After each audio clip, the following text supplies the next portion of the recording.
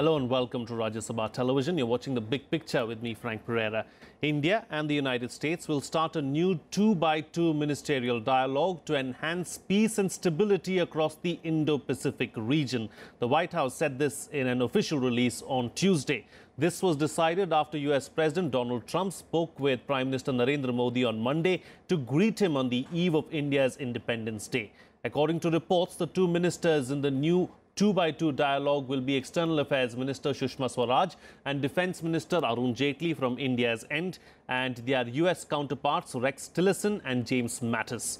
However, no dates or the venue were announced for their first meeting. On this edition of The Big Picture, we will analyze the significance of the 2x2 ministerial dialogue. Joining me on the program today are KP Nayar, strategic analyst, Kanwal Sibal, former Foreign Secretary, Bharat Karnad, Research Professor, National Security Studies Center for Policy Research, and Major General retired P.K. Sehgal, Defence Expert. Thank you to all my guests for joining me on this edition of The Big Picture. Ambassador Sibal, I'd like to begin with you. What do you think of this new initiative? How is it going to really help the two nations? Well, I think the timing is important. And it's the White House that has taken the initiative to announce this. Though we have this 2+2 dialogue with one or two other countries, we have it with Japan, and I think we have it with Australia. But having it with America actually would mean that we intend both sides to coordinate our foreign and security policies. Now, in itself, there is a message in this announcement, especially as it has been linked to the Indo-Pacific region. But my concern would always be whether this dialogue, 2+2, will focus as much on the Asia-Pacific region as on what is happening on the western side of our country. Because unless we have a real meeting of minds on Pakistan and its role and the China-Pakistan nexus, this dialogue would push us more in the direction of supporting US policies and interests in the Asia-Pacific region or in the Western Pacific region, which would be useful, more useful to the Americans than to us. So this is as yet not clear, and I'm not very sure in my mind whether we'll be able to manage American thinking and policy towards Pakistan and China and their nexus. Some things will become clear after they announce their revised policy on the Afghanistan region, whether that will give us some indication of where America wants to head in terms of its relationship with Pakistan. But going by past experience and other objective factors, I can't see the United States giving us the kind of support we need actually on the western side, but because China is not only actually China is a less of a problem to us in the Western Pacific. It is a far more a problem to us on the northern border and on the western side. True. So I think this point has to get distilled over time, and we'll see how useful this dialogue would be. Indeed. Mr. Nayar, what shape do you see this taking in the days to come? Of course, the details are very sketchy at this point in time. Nobody really knows what's likely to happen in the near future. But what shape do you foresee it taking in the near future? You see, the Americans have been wanting to do this for a very long time. When the strategic dialogue was started, at one point they tried to inject the Pentagon into this. And I remember one time Robert Gates wanted to get involved, and A.K. Antony resisted it. And I know this from very confidential sources, that when the strategic dialogue was being held here, the Americans insisted that Robert Gates will come with Hillary Clinton, and Antony made it very clear that if Gates comes, he will go to a place where he cannot even be contacted on the mobile phone. That is Antony. Then the Americans were very disappointed. It was dropped. Then Gates wanted to come on a farewell call. Antony again ducked. See, because Ambassador Sibal is very right. For the Americans, the defense relationship is fundamentally transactional. It is not getting into convergence with our security priorities or anything. So they want to get it mixed up with other things that are important to India. I mean, they have been going at it for a very long time. So there is no harm in having agreed to this and trying it out. But we have to be very, very cautious. We have to make sure that like we did during the nuclear deal, during the negotiations, how our interests can be made paramount in this, and make sure that the Americans don't get away with what they want in this. Sure, fair enough. Professor Karnad, how do we safeguard our own interests?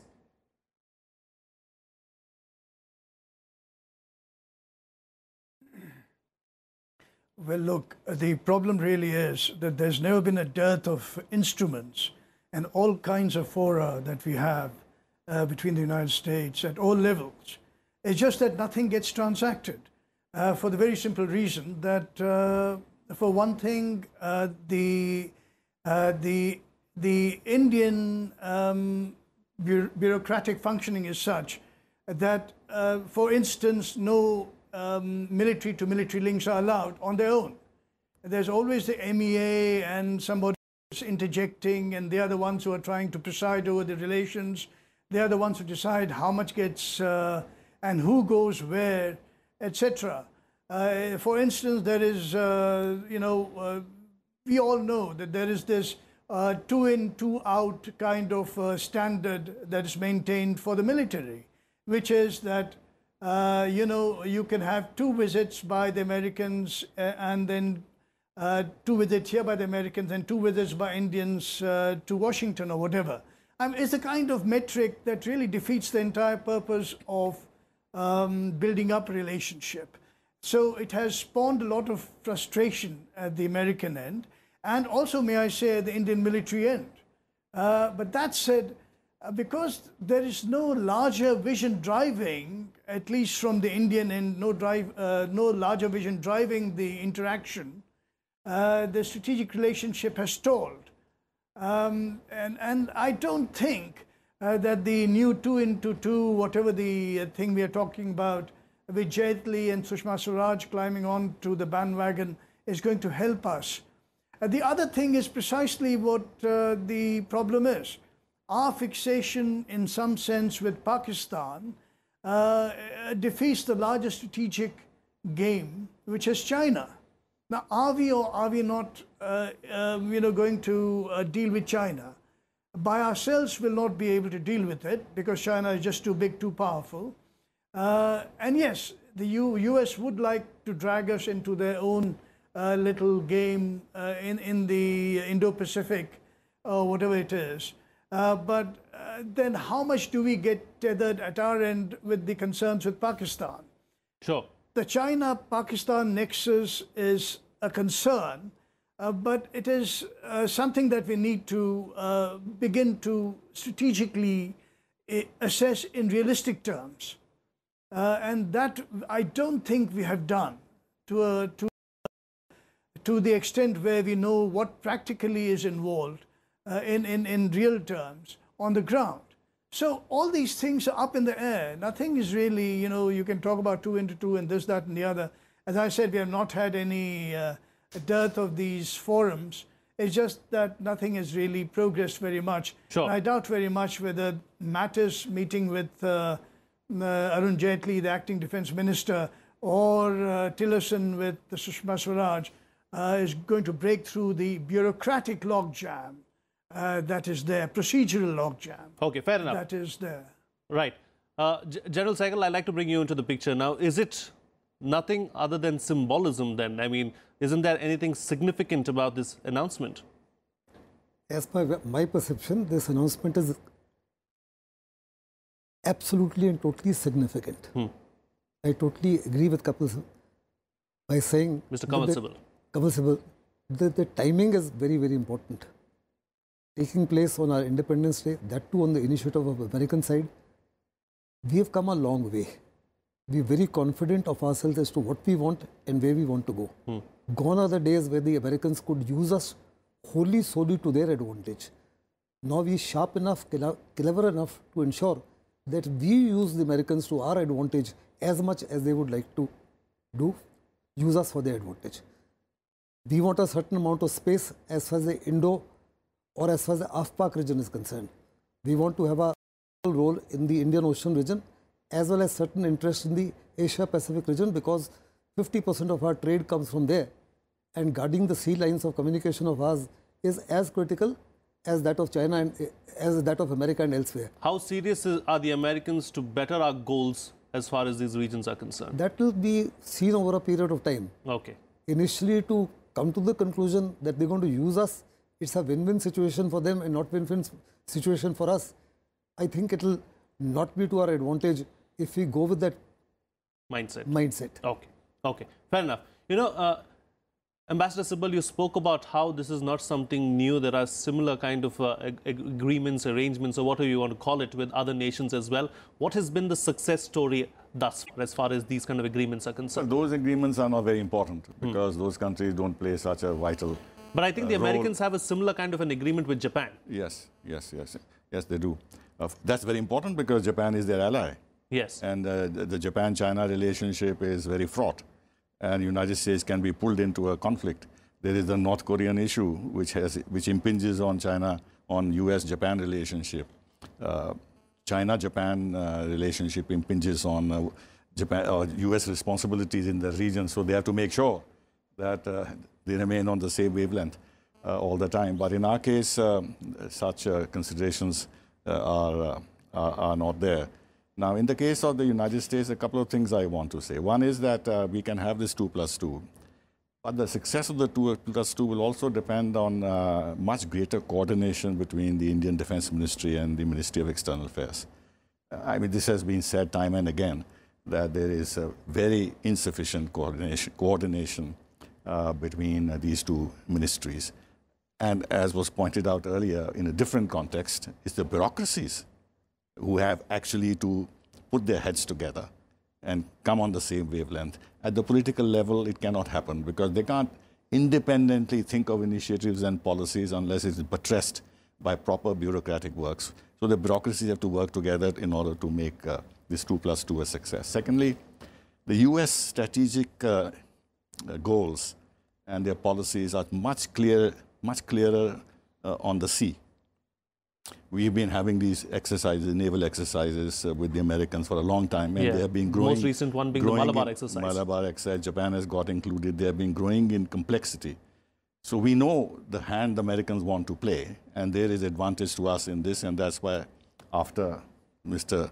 Anthony, who was a little more reticent about these matters, we've opened up more. But the Americans haven't actually laid out what their strategy is with regard to the land, a frontier that India has, and the challenges which we face from there. On the contrary, whatever signals we get are problematic for us, not only in terms of their relations with Pakistan and the Taliban and Afghanistan and China, Pakistan, even Iran.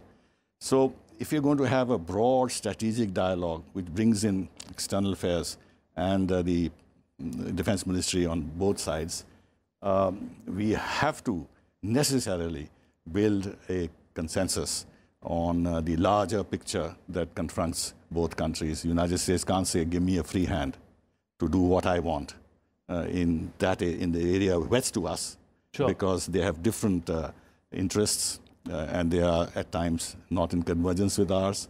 But they want us to demonstrate our good faith that we believe in this strategic relationship by being closer to them in terms of the general policy in the Indo-Pacific. So there has to be a balance between these two things, and let's hope this balance will get created. Indeed. You know, taking cue from what the ambassador just said, Mr. Nayar, you know, can we count on the Americans really as far as our land border issues are concerned? You know, even as far as the Doklam issue is concerned, there have been several comments from American think tanks and others saying that India has acted very, very responsibly. But beyond that, there hasn't really been anything.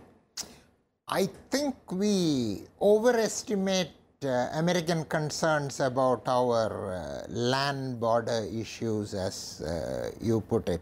I think the American concerns are much larger. You know, they have a certain vision of this region and they have certain ideas about India. So I would not reduce it to excessive concern about the land border issues. But the general said that we have come a long way. I entirely agree. But we still haven't resolved the structural issues in Indo-US relations, you know. Mr. Sibal will be able to attest to it. He was DCM in Washington. From that time onwards till the time he was foreign secretary, he has very closely followed the relationship. And you know, we, unlike with so many other countries with which the United States has similar or deeper relations, I mean, our structure, the structure for our relationship with the US has gone through so many changes, you know. We had the strategic dialogue, then we created so many dialogues out of it. At one time, there were 35 different dialogues going on between India and the United States. When I was a correspondent in Washington, every week we had somebody coming from New Delhi, you know. And where does we have meetings and meetings and meetings which don't produce anything. And then Hillary came here when she was Secretary of State, and she must have been fed up of this, you know. So she did something. She codified the whole 35 dialogues into 5 key things that would guide the relationship, you know. And that has been going on. But obviously the administration wants to change the priorities because they obviously haven't worked to those expectations, you know. That is, I think that is why this 2+2 is now being proposed. But it's not to say that the relationship is not working well, you know. Fundamentally the relationship is doing well. And there is a lot of goodwill for the relationship, unlike for most of the countries which deal with the United States. Sure. But we need to structure the relationship better.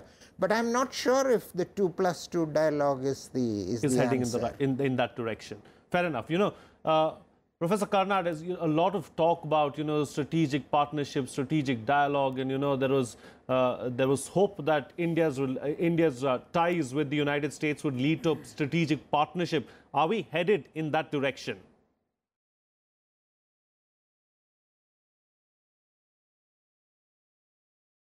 Well, look, I think whenever, I think we as a country and generally as a people, we like to have someone to lean on or lean, you know, just help us out. We tend to be the sort of entity that always requires assistance to get our own work done. And that's kind of the psychological, shall we say, dependency complex we have developed over the last 70 years. That someone else is going to take care of our security. If it's not the Russians yesterday, it's going to be the Americans tomorrow. I think we have to get out of this. It has been precisely our bane that our governments have thought in this way, that we require somebody else to look after our security, ensure our security, and so on. The fact of the matter is you'll gain far more respect everywhere, including in Washington, if you had a very clear vision, a strategy, a game plan to deal with what we consider our threats to be. The Americans will have their own notion of threats, the Japanese their own, and so on. The problem is that we haven't been very clear in terms of, because we still look to the Americans to say, well, what are you going to do for us vis-a-vis the land border? Well, what are they going to do for us? Nothing. That's not their priority. So let's at least become clear and prioritize our threats and what we mean to do with our capabilities, with our resources, rather than go on and on about what the Americans are going to do for us. You know, we have to stop, you know, looking to somebody else for our own, to solve our own, you know, security problems. And I think this is what the real thrust of the matter is, that we should, you know, begin to work out our own solutions. And then we see how the Americans fit in, or some other partner, so-called strategic or whoever, Sure. can fit into our scheme of things. Right. Rather than seeing how we fit into someone else's plans. Right. General Sehgal, is that the way forward? Is that the solution really as to how to deal with our problems are concerned? Come up with a solution first and then see how some of the major big powers in the world can fit into the scheme of things. Some very interesting statements have been made. Firstly, as far as India's land borders are concerned, both western and northern borders, we do not need any assistance of any sort from America, other than we may need certain types of missiles and arsenal. Americans have gone on record about 15 days back by saying, should China play the mischief, they must not ignore United States. They've said they'll move their aircraft carrier and certain submarines in the Indian Ocean region. Also, they'll make certain naval maneuvers in the Asia-Pacific region. Plus, they've said they'll provide to India all the wherewithal it needs in terms of arsenal. Primarily, the statement is they are a nation which wants to make money. Their armament industry would be too happy to assist us in giving those goodies that we need. So that they made it very clear. Second statement that they made, that India's restraint or a strategic restraint is commendable. The way the Chinese have been using their media for domestic consumption, for international consumption. They've been calling the diplomats, briefing them every day. They've been blackmailing, arm twisting, carrying out psychic warfare. We've only been smiling without making any noises whatsoever. This indicates a huge amount of confidence on our side. Plus, we've improved our critical relationship with Vietnam and with Japan. With Japan, we have a 2+2 treaty, which is a little different from the 2x2 treaty that is now being proposed. And that 2+2 treaty with Japan is actually working on the ground ever since the present dispensation came into being. As far as Vietnam is concerned, our relationship is very, very close today. And the Chinese are worried about that because we've decided to move our BrahMos as well as Prithvi missiles into Vietnam. Sure. Whereby in a matter of minutes, you have certain options which you never had earlier. And the Chinese are aware of those and they're worried about it. Chinese are also worried about your very, very strong stand. So we are looking after our own interests is what you're suggesting. Yes, okay. Only thing which worries me, that if you really want to maximize the dividends that can accrue, we are not structured for that. Our Ministry of Defence is structured to fight the war of the 19th century. For the warfare of 21st century, that was some of the critical recommendations of the Kargil war. We haven't still gone into it.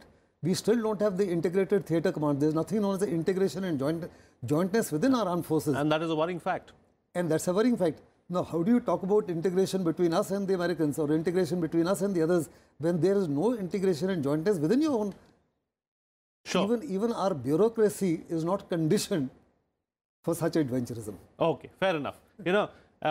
Ambassador Sibal, moving forward now, the Americans, do you believe, are worried about what the Chinese are doing as far as the Pacific is concerned? Because the Chinese have made some forays into the Pacific of late as well since 2015. And is that why they're looking at this kind of a 2+2 partnership, a 2+2 dialogue, keeping in mind the Indo-Pacific region?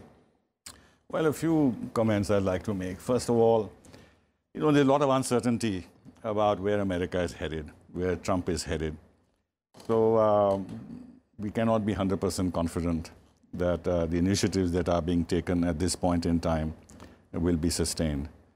Secondly, when our Prime Minister went there and the joint statement was signed, certainly there were elements in the joint statement which laid out convergence of interests in the Asia-Pacific region, but there was no reference to the joint strategic vision document on Asia-Pacific and Indian Ocean regions that was signed with Obama.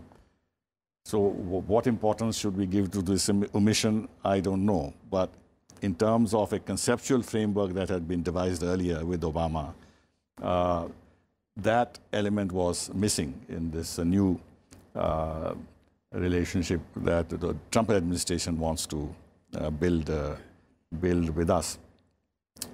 So things are up in the air. The third thing is that, the American foreign policy currently is being heavily dominated by the military. In fact, the State Department has lost a lot of its importance, and Rex Tillerson does not carry as much weight as previous secretaries of state have done. And there are too many generals around Trump. So we have to see whether in this 2+2 dialogue, whether the Pentagon will dominate it. And the Pentagon itself is divided internally between Central Command and the Asia-Pacific Command, and the Central Command is always leaning towards Pakistani interests, whereas the Asia-Pacific Command leans towards Indian interests because it is far more sea-based than the Central Command. So these are certain contradictions in the American Pentagon setup, which would have a bearing on how much convergence we can build all around us in terms of our respective interests. And finally, why does America need alliances with so many countries and bases all over the world and NATO and everything else? If America can do things alone, let them do it alone. She can look after its own interests alone. You have to build ties with certain key partners and extract the maximum out of them. And the approach that we decide what we want and others must fit into that just simply does not work. Does not work even in the case of the United States of America. They can't even handle today their NATO partners, the key NATO partners. Right. So it's a very, very complex exercise. There are no simple answers. But broadly speaking, I would say that this is a good initiative.